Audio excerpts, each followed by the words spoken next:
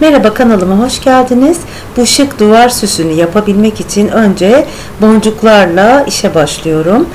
Soğuk porselen hamurundan boncuk hazırlayacağım. Daha sonra kurutacağım. Soğuk porselen hamurumuzun biraz sert olması gerekiyor boncuk yapmak için.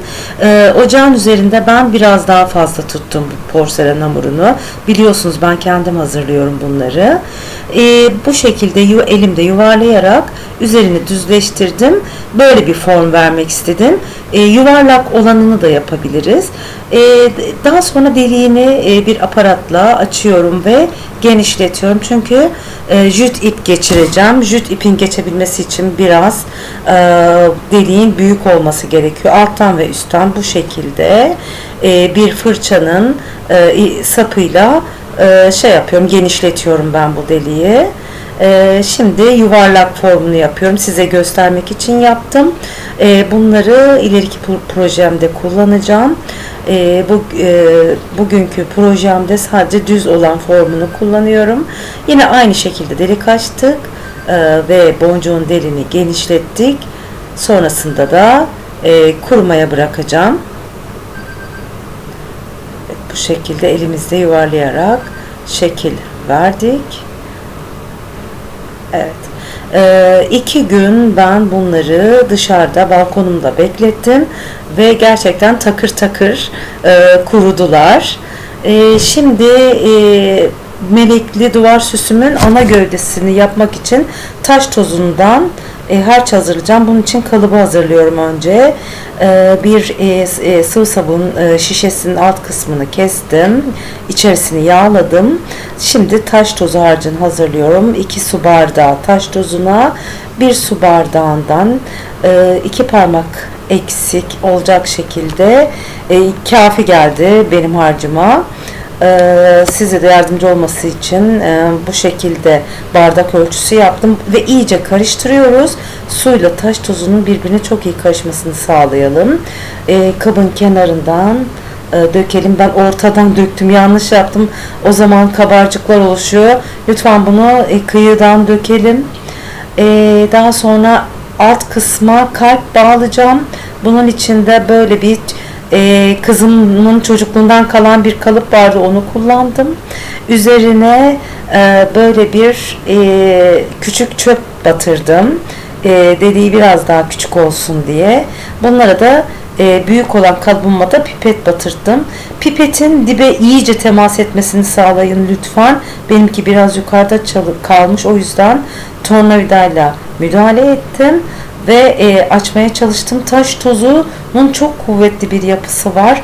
Kolay kolay delemiyorsunuz, çizemiyorsunuz. Zaten ben taş tozunu bu yüzden tercih ediyorum.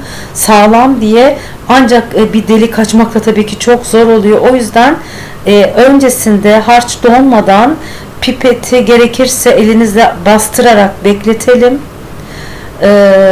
Şimdi bu kalıbımın içerisine melek yerleştireceğim ve bunun için yine kendimin hazırlamış olduğum silikon kalıbını kullandım.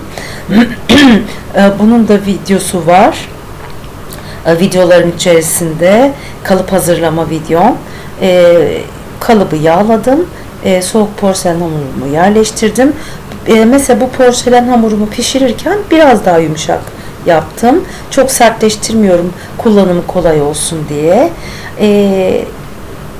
Taş tozu kalıbımın içerisine meleği çiçek tutkalı sürdüm ve meleğimi yerleştirdim. Meleğin etrafına da bordürle süslemek istedim. Bunun için silikon kalıplarım var. Hepsi buradan almıştım bunu. Bu şekilde yağladım önce kalıbı ve yerleştirdim. Ve bordürüm kusursuz bir şekilde çıktı. Yine tutkalımı sürerek bunu da üzerine yerleştiriyorum. Delik kısımlarını kapamıyorum. Çünkü buralardan ben jüt ip geçireceğim. Evet, sola yap. Şimdi sağ tarafını da yapıştırıyorum. İyi bir şekilde yerleştiriyorum. Soğuk porselen hamurunu ben evde hazırlıyorum. Hem maliyeti düşük oluyor. Hazır killer de var. Onlarla da yapılabilir. Ben dediğim gibi size daha çok maliyeti düşük projeler sunmak istediğim için evde kendi hazırladığım ürünleri kullanmayı tercih ediyorum. Şimdi boyamaya geçtim. Orta kısmını Multisurface Cadence'in okyanus rengine boyuyorum. Koyu bir renk olmasını istedim. Çünkü altın sarısından bu vuruşlar yapacağım ve çok güzel bir görüntü çıkıyor ortaya. O görüntüyü seviyorum. O yüzden orta tarafı koyu renge boyadım. Dilerseniz açık renge boyayıp sür sil tekniğiyle eskitme de yapabilirsiniz. Borçambur veya siyah renkle. Şimdi boyamı, güzel beyazlıkları tamamen kapatıyorum. Kırmızı renk kullandım. Ben bir aylığına Mersin'e geldiğim için bütün boyalarımı taşıyamadım. Böyle bir boya setim vardı. Onun kırmızısını kullandım. Ben de çok tanımıyorum renklerini bu markanın. Ancak bir şekilde size şöyle diyebilirim. Crimson kırmızı kullanalım. Cadence'in kırmızısını. İçerisine hatta siz biraz borçambur karıştırarak kırmızıyı hafif koyulaştırabilirsiniz. Şimdi ben kırmızı çok bana rengi geldiği için, hoş gelmediği için üzerine borçamburdan tekrardan sürüşler yaptım ve biraz rengi koyulttum.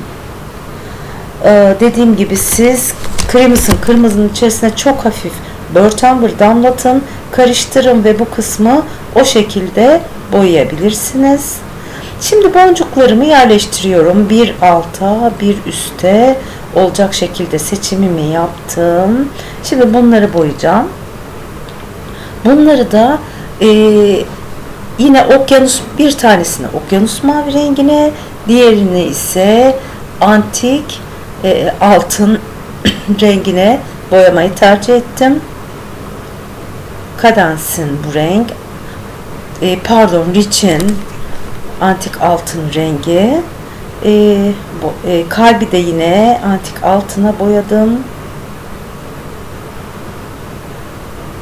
Bu kalp formu gerçekten çok güzel oldu. Birçok farklı yerde de bunu kullanabilirsiniz. Ben de birçok projemde kullanacağım. Çok güzel çıkıyor. Taş tozundan kusursuz çıktı kalpler.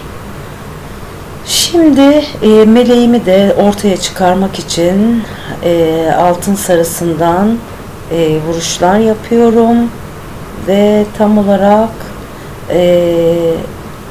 ortaya çıkıyor motifler. Gördüğünüz gibi kenardaki border motiflerim ortaya çıktı. Şimdi meleklerin üzerine de vuruşlar yapacağım. Koyunun üzerinde altın sarısı çok güzel duruyor. Motifler hoş bir şekilde ortaya çıkıyor. Ben çok seviyorum, şık buluyorum. Evet. Kenardaki kırmızı kısımlara da hafif vuruşlar yaptım. Pırıltılar vermek istedim. İsterseniz kenara vurmayabilirsiniz siz. Bu sizin tercihinize kalmış. Projelerinize gayet özgürsünüz. Zaten bu hobi işlerinin en güzel yanı bu. İstediğiniz malzemeyi istediğiniz yerde de kullanabiliyorsunuz. Şimdi artık boncukları yerleştireceğim. Jüt ipimi geçirdim üst tarafa. Boncuğumu taktım. Bağlıyorum. Önce bir düğüm atıyoruz. Boncuğu takıp tekrar bağlıyoruz. Ve asılacak yerindeki o halkayı oluşturdum. Dilerseniz buraya metal bir halka da takabilirsiniz. Evet, şimdi alt tarafı oluşturacağım. Boncuğu yerleştireceğim. Kanalıma abone olarak beni desteklerseniz çok memnun olurum. Yorumlarınız kanalımın büyümesine yardımcı olacaktır. Yeni videolardan haberdar olabilmek için de zil simgesine tıklayıp aktif hale getirebilirsiniz. Şimdiden teşekkür ediyorum. Evet, boncuğu yerleştirdim. Şimdi kalbi yerleştiriyorum. Çok hoş oldu. Dediğim gibi bu çok farklı şekilde projelendirilebilir. Bu benim çalışmam. Değişik kalıplar kullanılabilir. Değişik soğuk porselenden motifler kullanılabilir. Artık bu sizin biraz da zevkinizle de alakalı. Kullanacağınız renkler de tamamıyla sizin zevkinizi yansıtan renkler olacaktır. Ben bu projede bu renkleri kullandım. Farklı projelerde farklı duvar süsleri de yapmayı hedefliyorum. Boncukların üzerine de tezat renklerden dokunuşlar yaptım. Sarının üzerine mavi, mavinin üzerine sarı. Evet, bu şekilde ortaya çıktı. Beni izlediğiniz için teşekkür ediyorum. Görüşmek üzere. Hoşça kalın.